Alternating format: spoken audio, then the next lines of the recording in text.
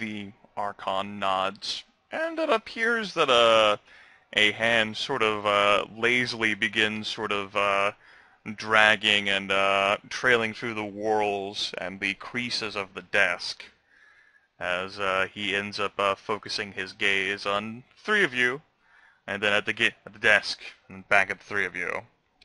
There's an awkward silence. Goes in like 10, 11 seconds after Byron finishes speaking.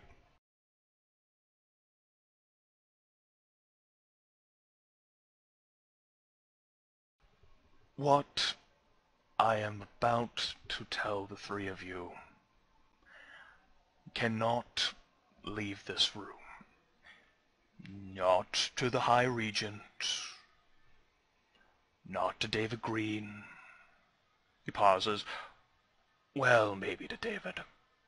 You'll probably need his help. Sort of glances up at the ceiling thoughtfully. And then he actually ends up looking back down at the desk.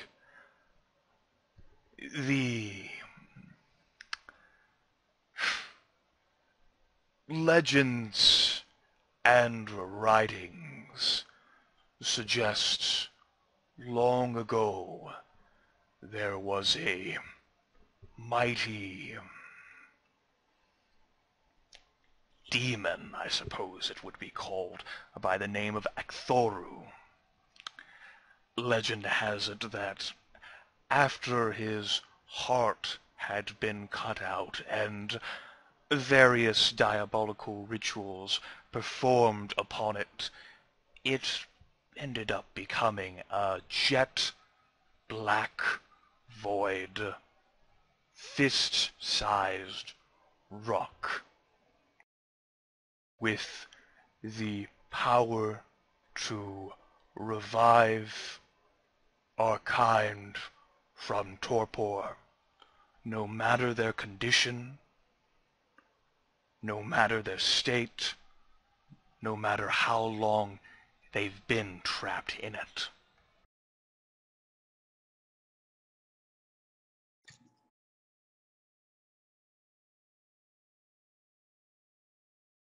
It is even purported by these legends, among so many other capabilities of this item, and it's difficult to discern what is real and what is not, that such an item can even bring one such as us back from the brink of final death, and maybe even given enough exposure, actually restore some semblance, a spark of life.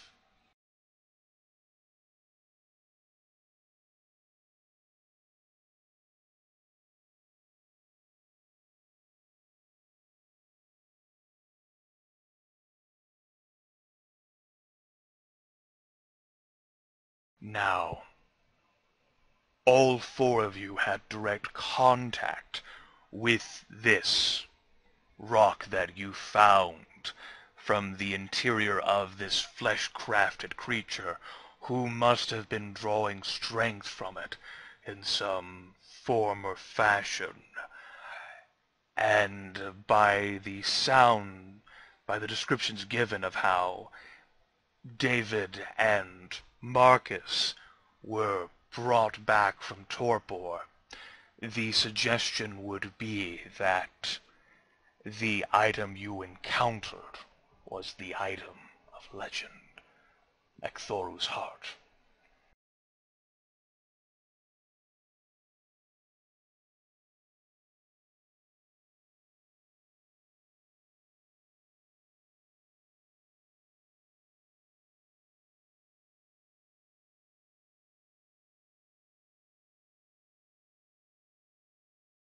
Theo actually ends up falling into silence at this point. For his point, he actually hasn't lifted his head to make eye contact with you.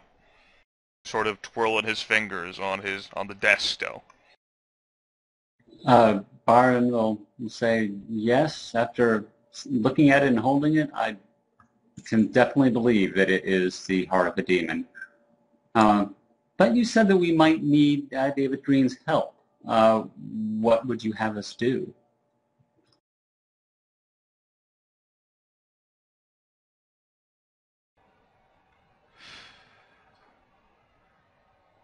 Kadir, taking this item would suggest that Sevalot is in current possession of it, for means that... And he sort of breathes deep and sighs. So there's another legend. It's impossible to say, and of course the official stance of the Camarilla is that the antediluvians do not exist.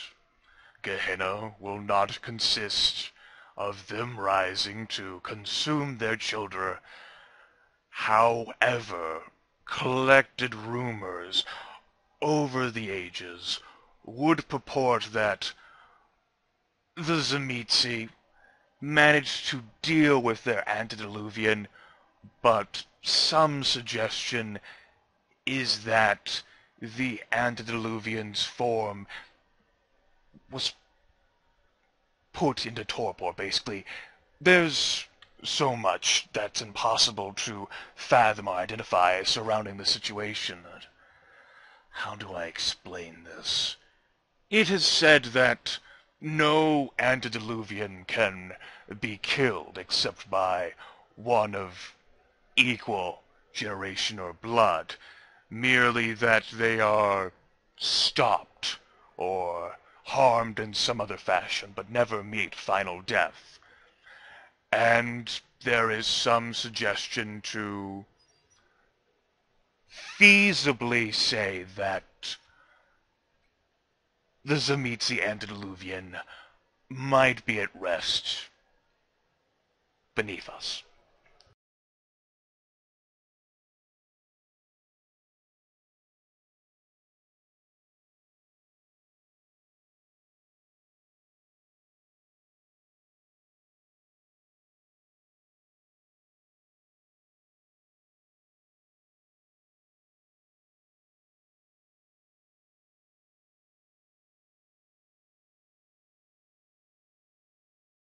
Well, Byron will be staring with rapt attention. He won't say anything, but he's still wondering what the heck uh, the Archon wants him to, or the rest of the coterie to do about it.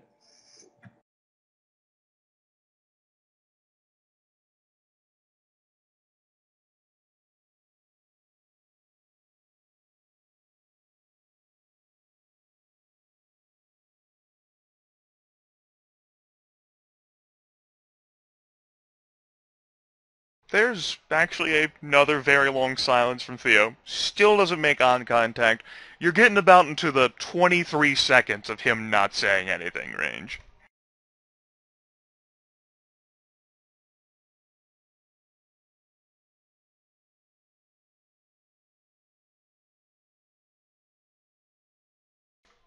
Eventually he ends up saying,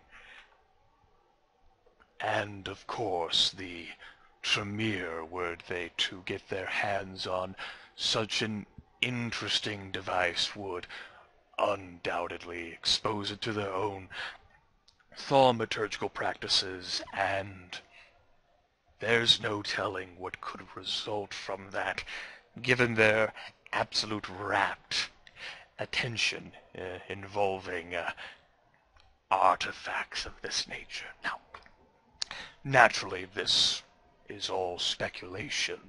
This item may be of some other interesting or curious devising that you all touched and witnessed. Tzimisce may have met final death, may not be at rest, but all the sightings of the Ouroboros, the fog, the interesting sightings that have appeared, curious, ghoulish creatures of all forms, weird signs of life in the city, from rats to trees and branches that seem to move of their own sentience and accord.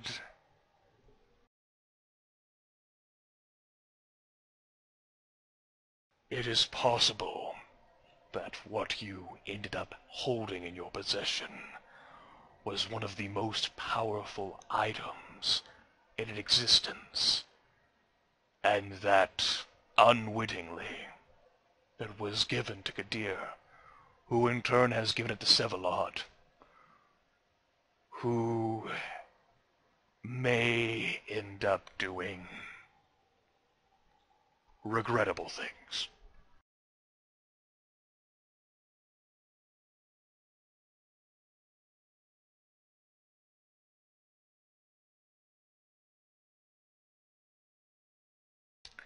Yeah, he still hasn't looked up by this point.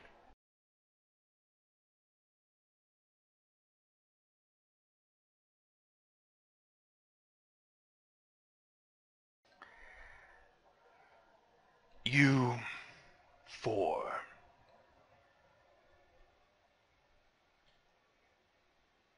He actually stops and actually ends up taking a breath. Let me rephrase. You have been handpicked based on your exposure to recent events through Leslie Cutter, through fighting this flesh-crafted snowman, through your personal encounters with Sevalod Cerveni, through everything you all have experienced in the past 2 months.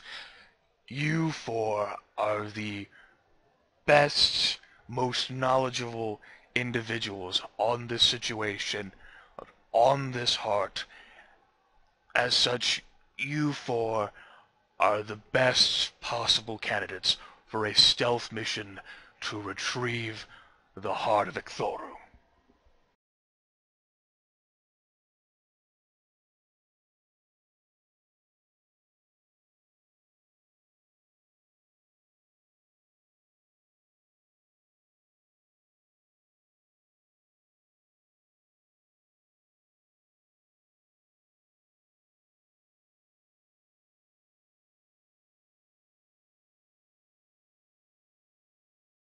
Byron has no words. None.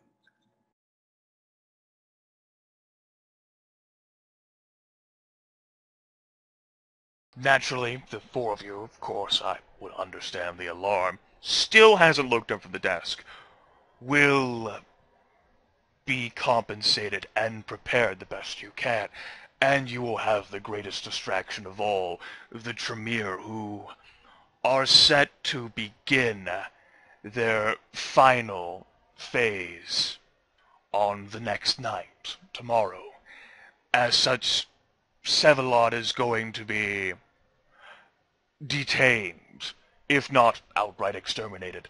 The primary concern is the locating and the retrieval of the heart of Icthoru, providing it's still there within his domain before it can be put to use by Sevalod or retrieved by the Tremere. I cannot ask anyone else because there's no one else in the city who has had personal encounters with Sevalod Cerveni and survived, or personal dealings with the heart. And given our short timetable, there's no better options.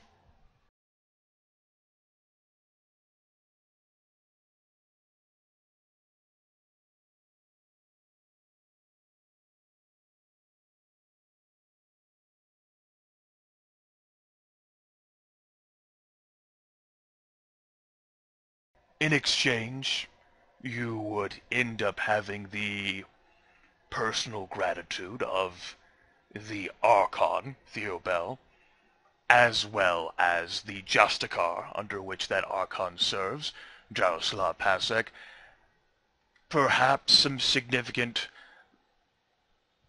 secret fame and recognition, the inner council as well. It's possible that maneuvers could be made as such that depending on what you end up doing with the rest of your political lives, that powerful positions can be secured. Should someone manage to get his or her shit together in this fucking city and become the next goddamn prince already. So that the Archon won't have to come babysit everyone. He sounds a little resentful at this point, still not looking up from his desk. It's also possible that financial resources could be secured so that the rest of your own lives could perhaps be lived more comfortably. You would end up doing the sect a great service with your actions.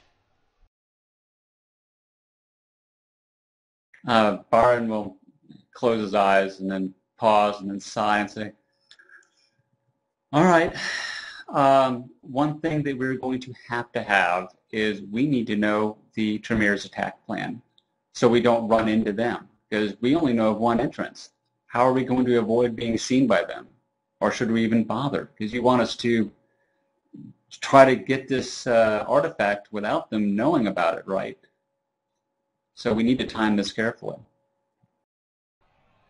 Theo nods, and, he actually steps up, and he stops looking at the desk, and, he begins, moving over towards, this desk.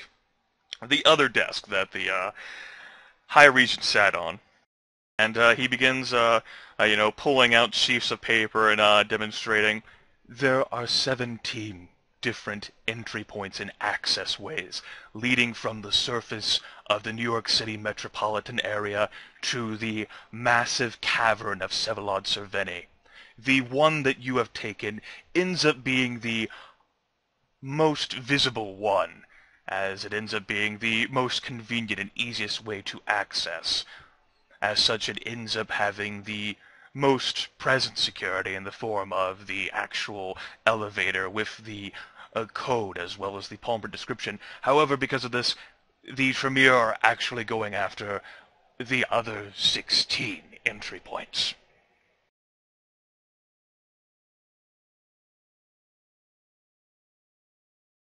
The High Regent was merely here to ascertain how much or how little you all knew of the situation and whether there were any final other points that they were missing.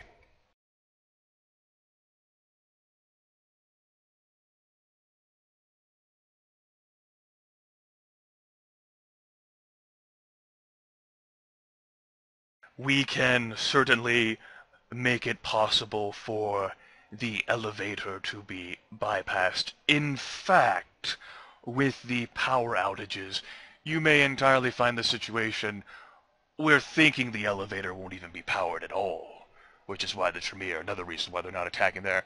As such, it would be possible to circumvent the elevator entirely and outright repel or descend down the shaft.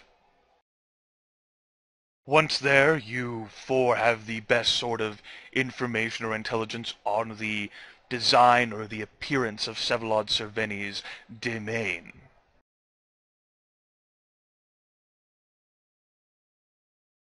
And it would be up to you on that front.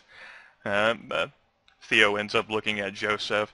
I know that you, as well as David, have some training and significance with Obfuscate, and certainly you can buy a means and the materials through which to give yourself as close to night vision as you best possibly can, for it might end up being completely dark down there. Moving quietly with all the distractions the Tremere will undoubtedly send, through an array of things I will never personally understand, that should afford you the opportunity to infiltrate the mansion and perhaps ascertain the whereabouts and even recover the item. Should the Tremere end up spotting you, that's perfectly fine. They will end up assuming that I had forced you down there as payment for what you had done. Again, though, this is merely an option should you for not wish to end up spending your own lives doing this tomorrow. It would be understood. It is, as I told Marcus Paulson ever so long ago. And Theo, without glasses, looks at Marcus. An opportunity. Especially since I will be going with you.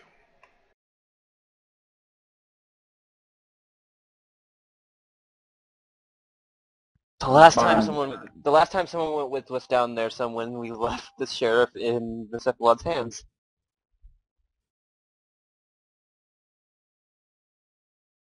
I don't want to be taking the Archon of the East Coast down there.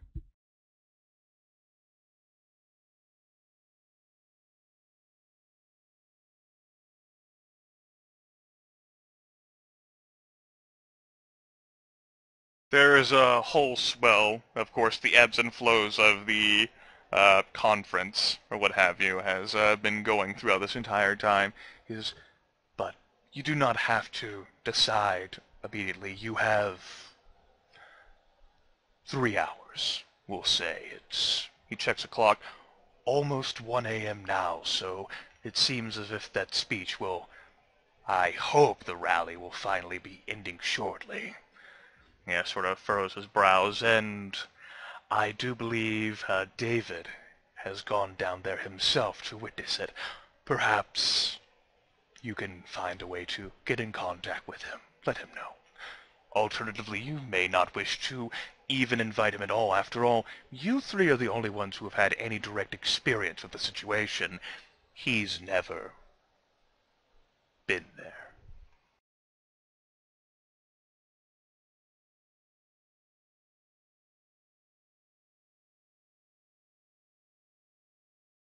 Byron will nod and say, all the same, I think we will let him know and invite him, if only as a courtesy.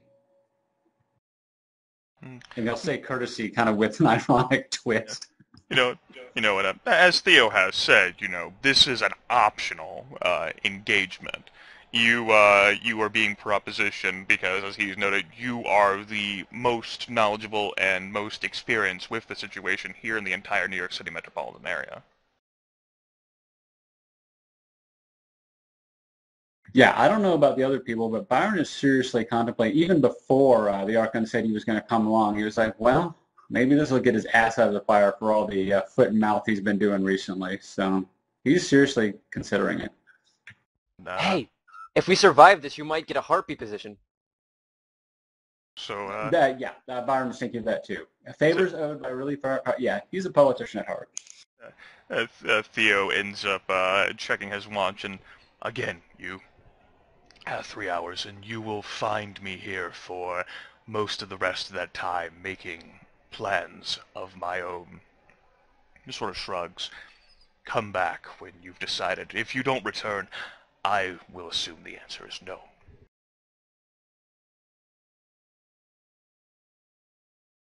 Marcus will nod and then start making his way to the press box and into Madison Square Garden.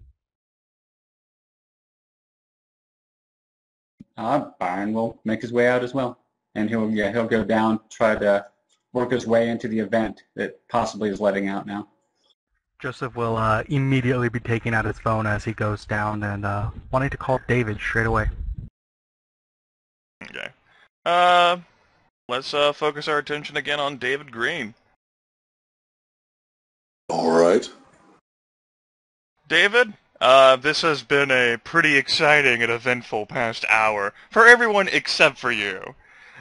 Sure enough, there's been loud cheers and screams and, voices of approval. There's even been, people every now and then who have questions end up shouting them out at Marlena. And she'll end up giving a reply either like in genuine intellectual one or like a foolish retort like, why the fuck does that matter? You're dumb. Not exactly in her own words, but a summary of the response ended up being. But overall, it really does seem like everyone is fully enthused and engaged. And whenever she concludes her final words, you did not think that, oh, I suppose in retrospect, vampires have their entire unlives, so speaking for an entire hour might not be so problematic. Preparing a speech for that long, certainly everyone does end up seeing engaged, and the whole event is sort of let out without incident. Everyone just sort of like mobs together, begins discussing things, how they're going to end up being motivated next, or what they're going to do going forward, or how they're going to ensure that Marlena truly becomes the next prince of New York City. You're going to end up doing that. Sort of, Marlena, for her part, just ends up standing there by the podium. She has a, like one of those, like, triumphant smiles on her face.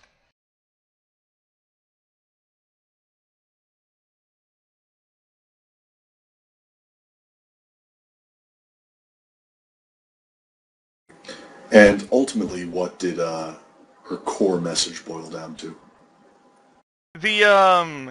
The frequent message that ended up being touched on was a sort of, as I ended up describing to you in the, why the Nosferatu ended up reasoning how they did with Gerard Rafen, as well as the messages overall through, like, the timeline thing. She does a great job of conveying her points, and they seem to be, like, tailor-made to attract the attention of most of the kindred in the city, because most of the kindred are neonates, many of whom are newly arrived or who didn't have large domains or large holdings or really sort of any political sense or understanding or acknowledgement. It seems that New York City has become the primary place to be to get away from your sire, or to make a new start, or, to attempt to, you know, um, make up for mistakes that happened in the past. Perhaps such as Jezebel, who wanted to get under the shadow inspector of her sire, who ended up doing some horrible things. Into this aspect, then, everyone in attendance here, except for, say, Valentine, is not an established in Chile, nor, like, say, a respected elder, not a harpy. They're just your... It's not fair to say that they're average, because every vampire is unique, with their own proclivities, their ties, how they feel about things, just as every human being ends up being that way. However, they are all sort of united and attached to the whole concept of, throwing down these bastards who've claimed massive swaths of territory as their own. All these established vampires have completely seized control of Manhattan, and no one's allowed in. And the Camarilla elders swept all the anarchs to Staten Island. And, should one of the conservative bastards, whether it be Carter Vanderweyden or Eugenio Estevez, get in control of the princedom, what's going to happen is they're going to sweep the Nosferatu and condemn them back to the sewers, going to take away their hunting grounds. The Gangrel, who perhaps rightly, divorced themselves from the Camarilla, are going to be consigned out of the city entirely under pain for the next overbearing, despotic bastard to seize control. And it's going to turn into a heartless state of affairs, where the prosperity ends up hovering around that old conservative power block. And even though Carter Vanderweyden's a Malkavian, judging by all the political support he's been receiving from these established elders, he's gravitating that way as well. Even though he's fucking insane, he certainly is, basically, you could say, the last best candidate that appeals to them. She's on the complete diametric opposite of that. And everyone gathered here, with the exception of Valentine and Duke Wiley as well, who doesn't do any stamping or cheering, definitely seems as if they're on the same page. And as far as you can tell, none of the Anarchs are here, perhaps because they're terrified of Theo Bell. So that's perhaps another few dozen kindred who are in full and total support of Marlena.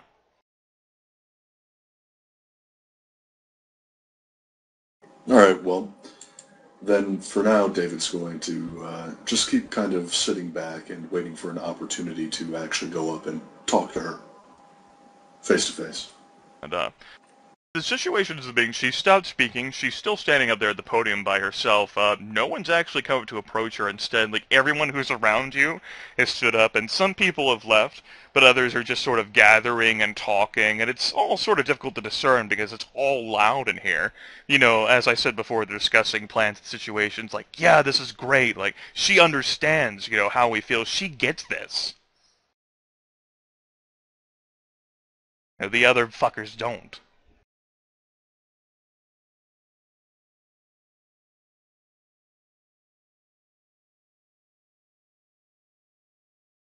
Well, alright then.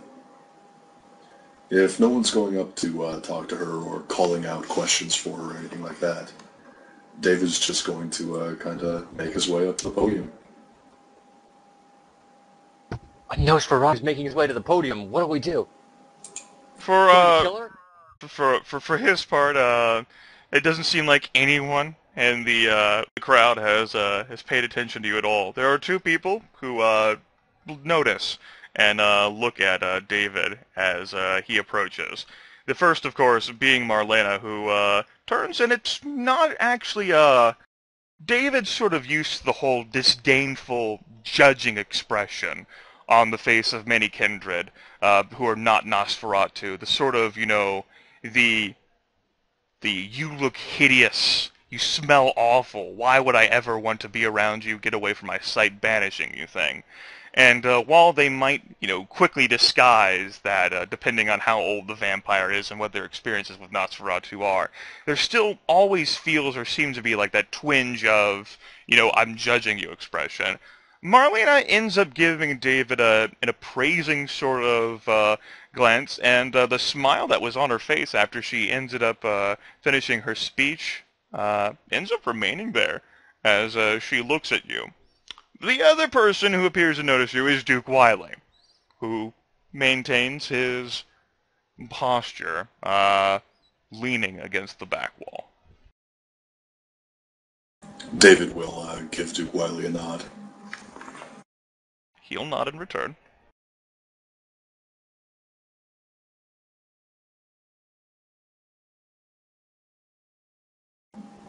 Marlena, my name is David Green.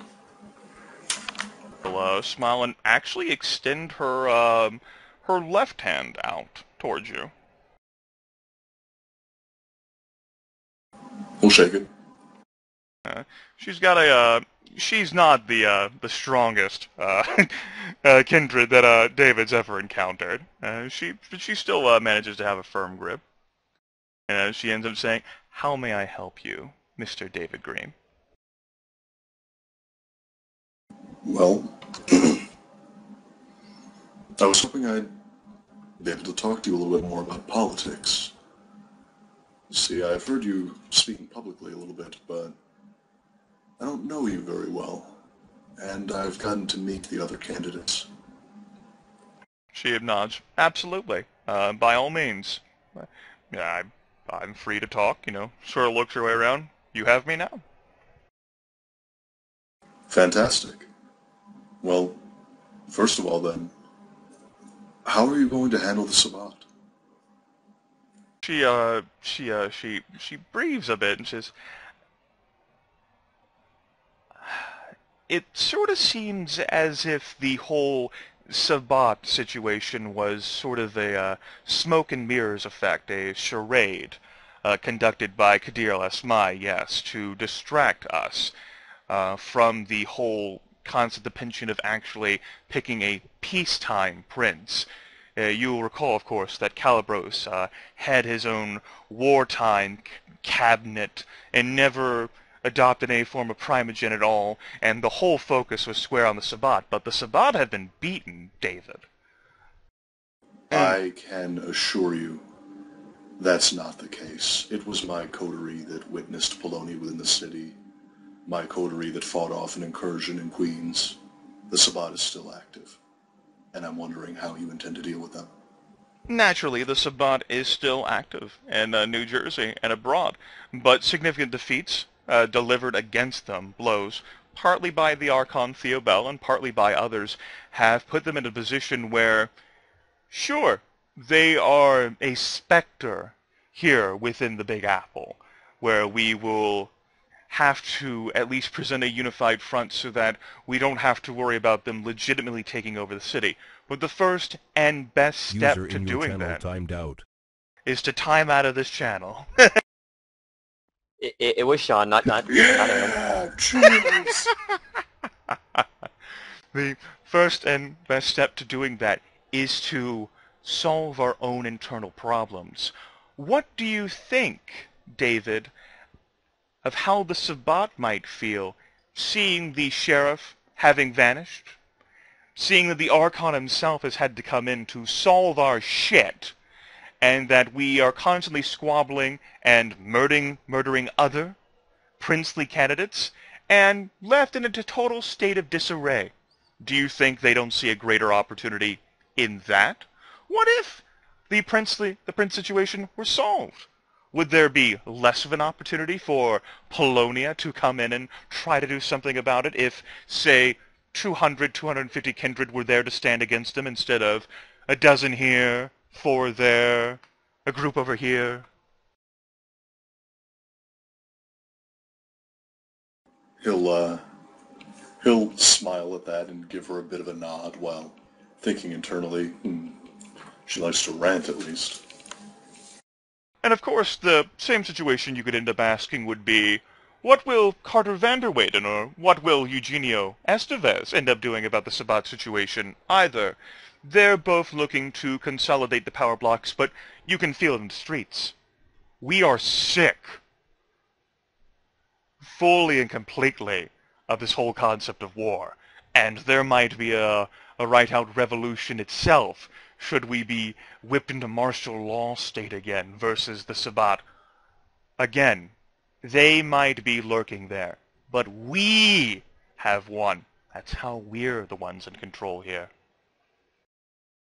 But should there still be a greater concern, there are a few dozen anarchs who still care, along with Gangrel, who still rightfully care, along with the Nosferatu, who have been eternally prepared, and a great help and assistance versus the Sabbat.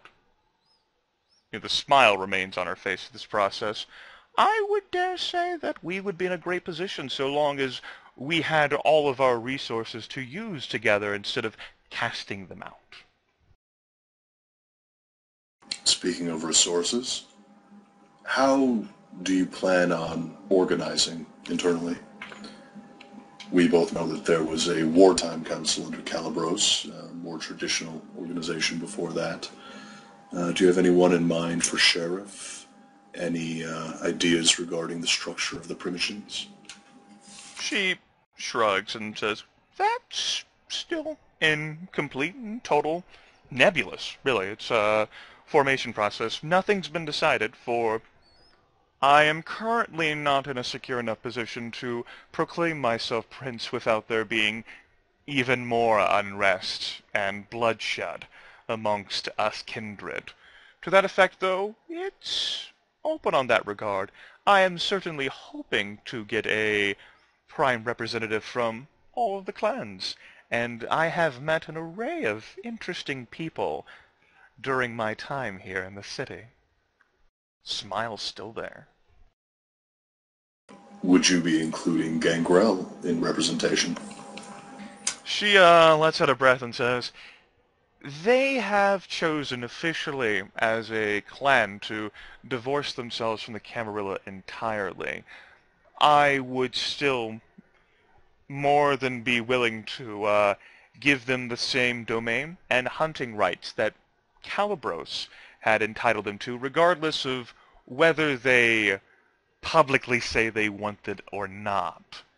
What I would not do, however, is to write them out of the city entirely. They played a pivotal role, as did many others, in taking the city from the Sabbat. You didn't answer my question, though. Would you be intending to give them representation? No. All right, then. While they're free to stay in the city because they have all chosen collectively to divorce themselves entirely from the Camarilla, should Jezebel and her brood wish to actually be members of the Camarilla, they would certainly be welcome, but it does not seem like they really do. At least I've never heard anything of the sort.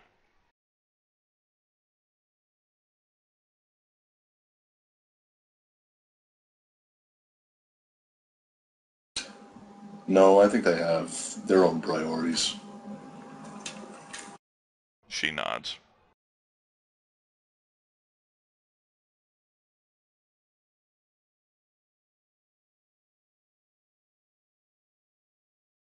Now, you talked about the importance of unification, of uniting the kindred of the city. Would you be taking any steps to do that formally, or would that largely be a cultural push? Would you be organizing any sort of law force, any sort of peacekeeping force, or would you just be hoping that the unifying figure of a prince would get everyone to cooperate with each other? She nods, mulls it over. It only tends to take her a few seconds. The latter. I am not looking to be a monarch or a tyrant.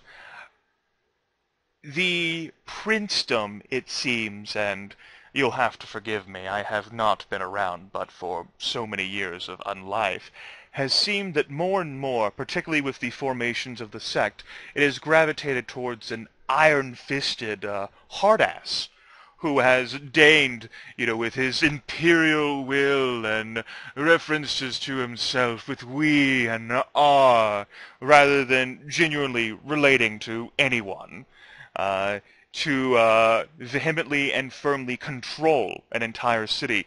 You can see those examples in Chicago, or London, or the other old European cities. We here have a prime and wonderful opportunity to rebuke and rebut that trend. As such, I am really hoping that other kindred themselves can step up. I'm going to break in and just say, Sean can be yanked back in the channel now. User was moved to your channel.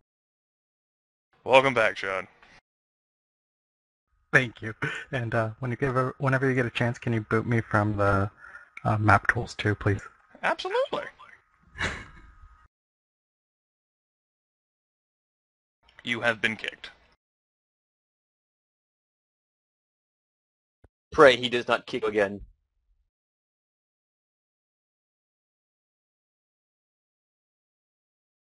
Thank you.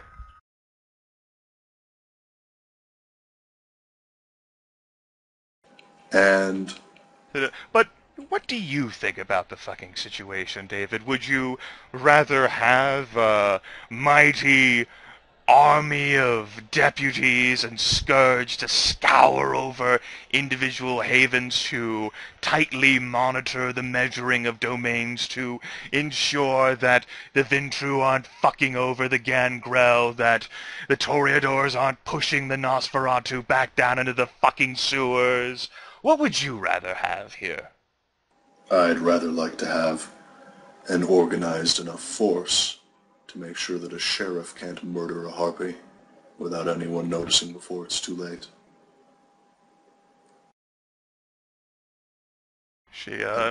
I'd like some police. She ends up nodding. Certainly some of this organization that has been coming as a result of our own disarray. Into that front there would definitely be a sheriff who had the freedom to appoint the deputies as he so wished. But I don't want to be in a situation where I have to order every kindred who comes into the city for a 2-day stay to visit me and give a list of his entire fucking lineage, dating all the way back to Cain, and then have him kiss my boot, and then that way he can actually stay in the city for 2 days. He'll actually smirk at that. Right, of course. Now, you've talked a lot about opportunities, about neonates, the disenfranchised, the Nosferatu, having the opportunity at territories in New York. What about the people that already hold those territories? she sort of, she quirks her head and the eyes twinkle there, and she says, I believe it is quite the unspoken rule, if perhaps not written somewhere, that a vampire only has the right to claim whatever he can claim, and whatever the others agree he can claim. Otherwise, we would have 19 different princes of New York City. Right. I'm more asking what your tendency is for agreeing that people can claim. The prince's voice matters quite a bit in that affair. To that end, it would end up being my voice. Not much of one, or so I would hope. I don't want to be the constant and incessant arbiter of disputes, the hand who has to interfere with every potential squabble or debate. Sort of surveys the room, which still has quite a few people, and looks back to David. I would dare say that we have all had the opportunity of years to perhaps not squabble like children. Those who do end up finding themselves ostracized.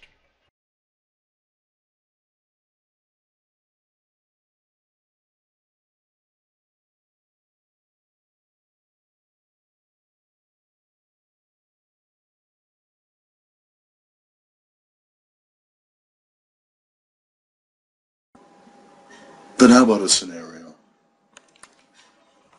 I'm not sure if you're familiar with me. I rather try to keep a low profile, but myself and my coterie controls the entire territory of Astoria, Queens. If a pack of neonates were to set up there and claim 5 blocks of it for themselves, how would you see us resolve the dispute? She leans against the podium a bit and she says, certainly your domain is your own to control. I believe the official bastards would have it be that the entire city is the prince's domain, and the prince leases out parcels of that domain to various constituents. In turn, those constituents are the princes of their own domain and their own hunting grounds. As such, while it would certainly be unfortunate were anything too harsh to happen to them after all, we are not to kill another of our own kind, but certainly showing them the proper direction and perhaps illustrating to them the reasons why they should not have chosen to step into Astoria, perfectly legitimate. After all, it's yours.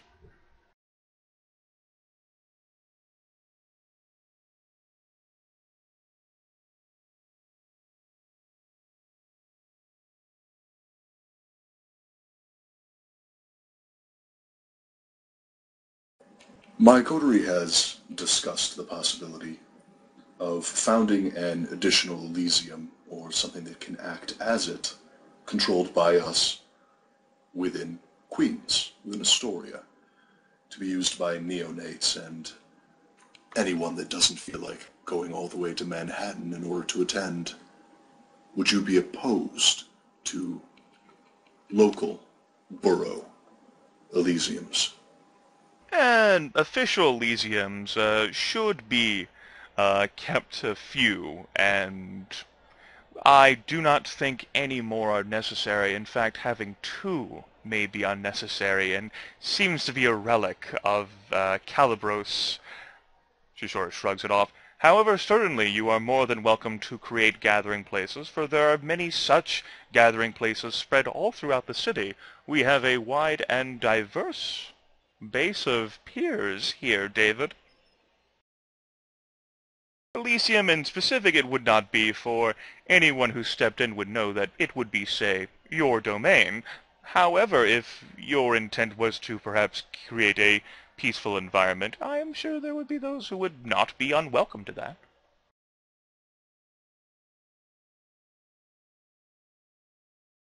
Traditionally, when the sheriff is not judge, jury, and executioner, the prince tends to be.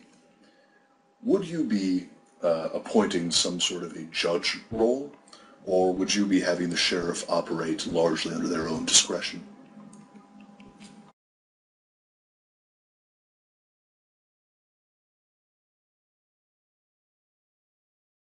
She thinks about it and says, the sheriff will certainly have to be someone who can handle these responsibilities in this front. I do not think that having too much of a fucking bloat in the situation is going to make the city look any better than the United States government.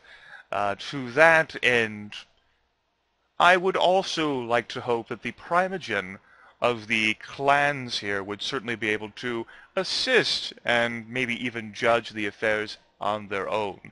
Sheriff should not necessarily have to get involved in all aspects,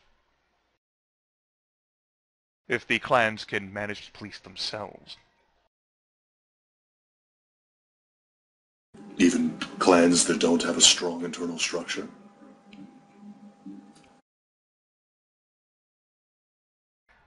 Why, David, what clan here doesn't possibly have a strong, vibrant sense of unity and rapport?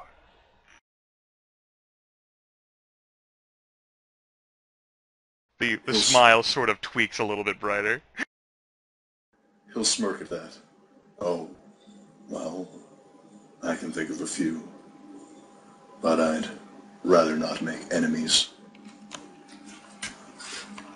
of anyone who might be listening. She shrugs.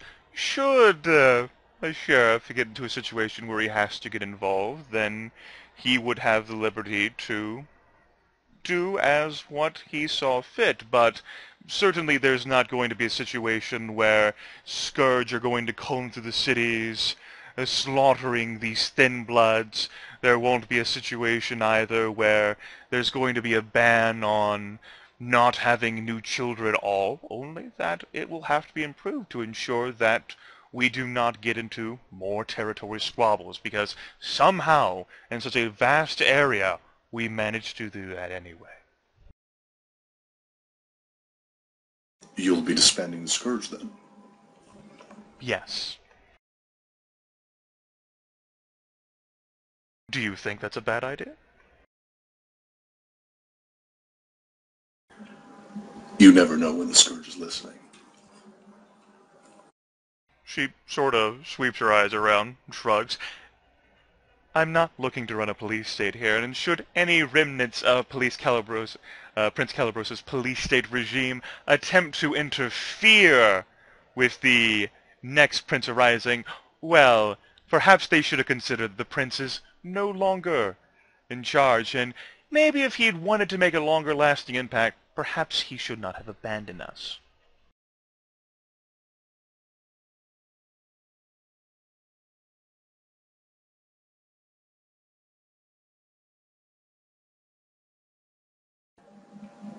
Your stance on the Masquerade, where do ghouls fall within it?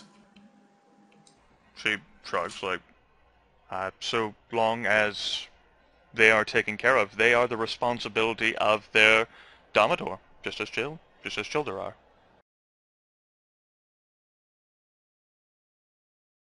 I personally have no fucking problem with ghouls.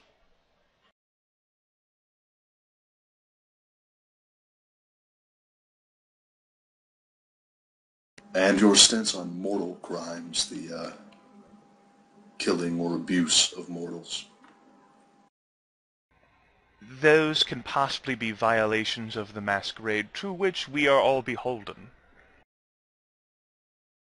While I'm not advocating a complete entirety coexistence with the humans, she pauses and thinks, we need to ensure that our condition, first and foremost, remains secret.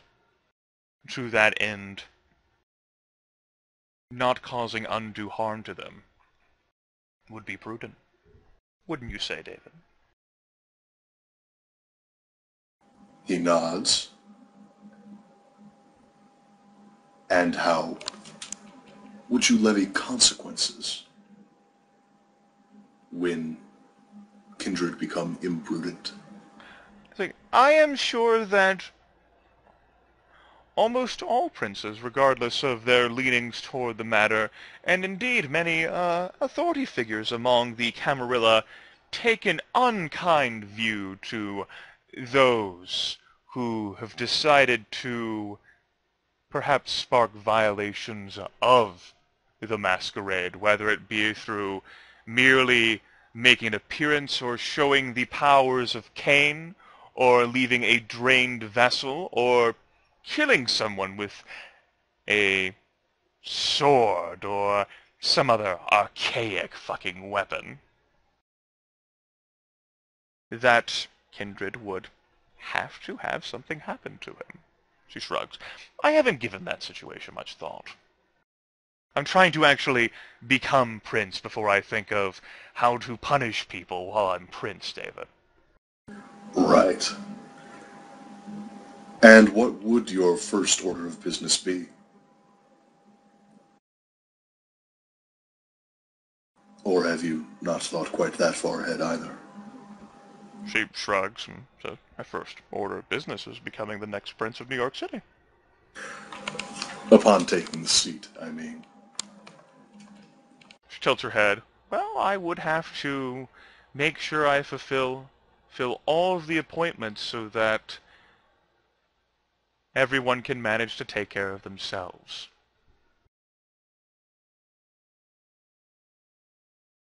From the primogen to the sheriff, we'd have to settle those situations so that the clans can police their own and ensure that no situation gets too far out of hand.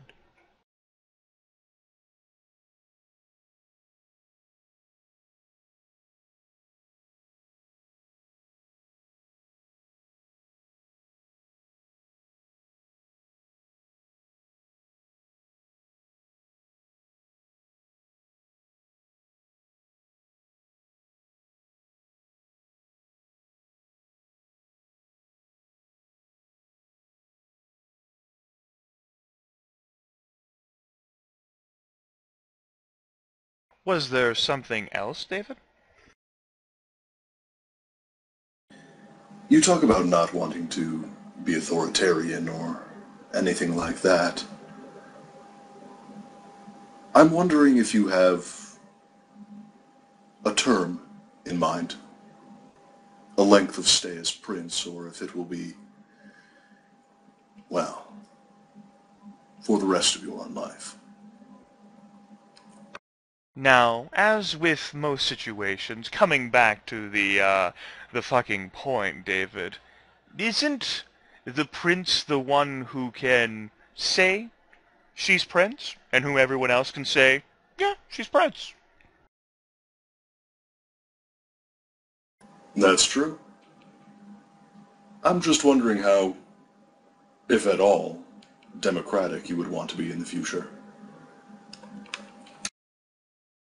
Sort of shrugs. Says, it would be an interesting situation having the princedom put up to an outright democratic vote.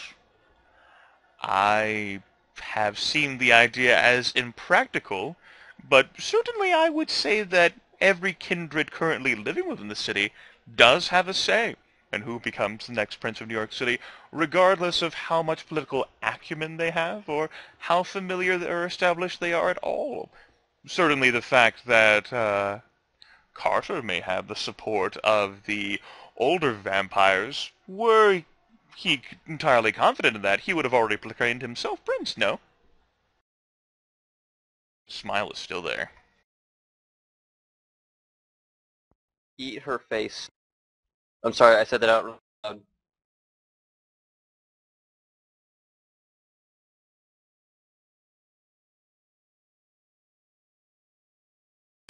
And have you, at all, considered extending an olive branch to the other candidates? This is purely hypothetical, of course. Suggesting a consulate, the three ruling in unison. She shakes her head.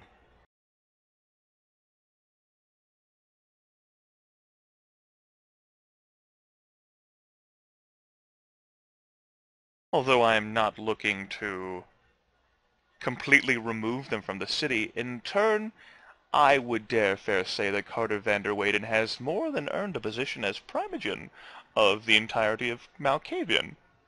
As for Eugenio, short shrugs, it is difficult to say what those warlocks will come up with next.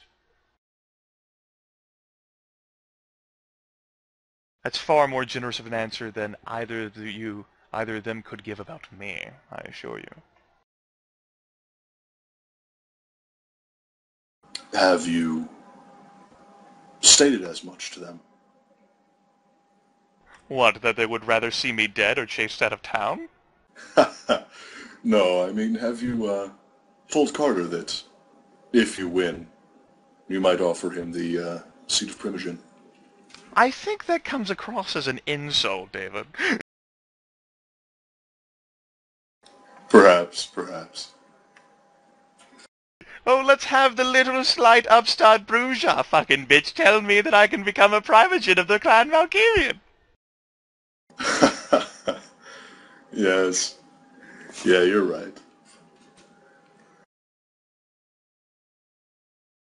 Well, at any rate, it was nice finally getting to meet you. Have I answered your questions then, David?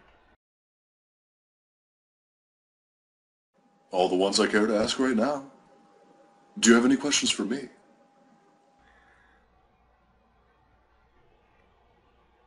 She pauses, thinks about it, and then shakes her head. No, only a measure of gratitude. To you partly, but really to the entirety of Clan Nosferatu. I'm not much of the entirety of Clan Nosferatu. No, but you are part of it.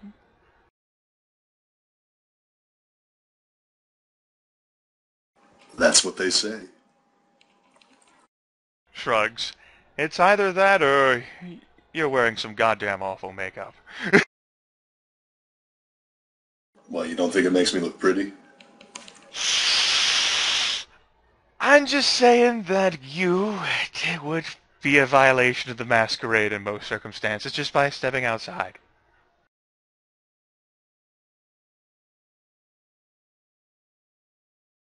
Well, I'll see you around. And then he'll hold out his hand to shake her hand again. Oh, she certainly extends the hand again to shake it. Duke Wiley, for his part, does an absolute wonderful role of expressing total and complete disinterest in the situation, while probably actually being 100% interested and invested in what's happening. I mean, that's Duke Wiley. Yep. He's like, am I gonna have to stake a bitch again?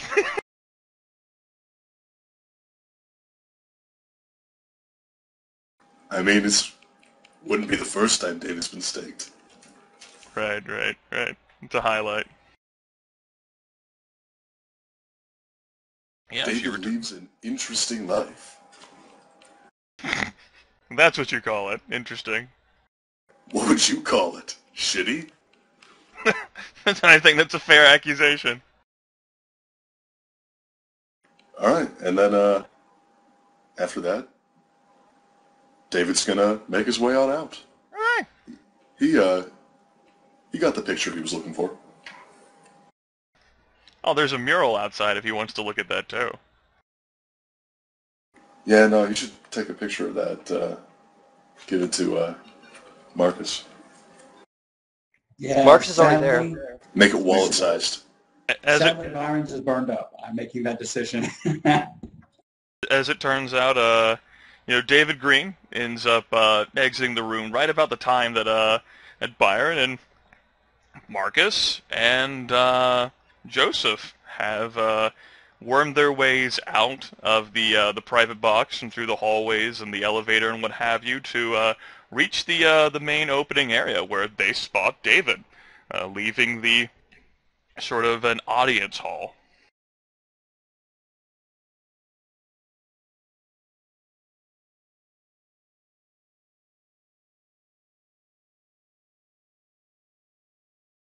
So should I roll to see if I get entranced by the picture? Sure. Give me a self-control roll at difficulty 6 if you want. You pass. Yay. I mean, I was going to be nice even with hard mode, but I mean, if you want to roll, by all means, go ahead and roll for your weaknesses. I want to roll for all my weaknesses. And with that, now that all four of you gather, how about we take a break for about 3 or 4 minutes?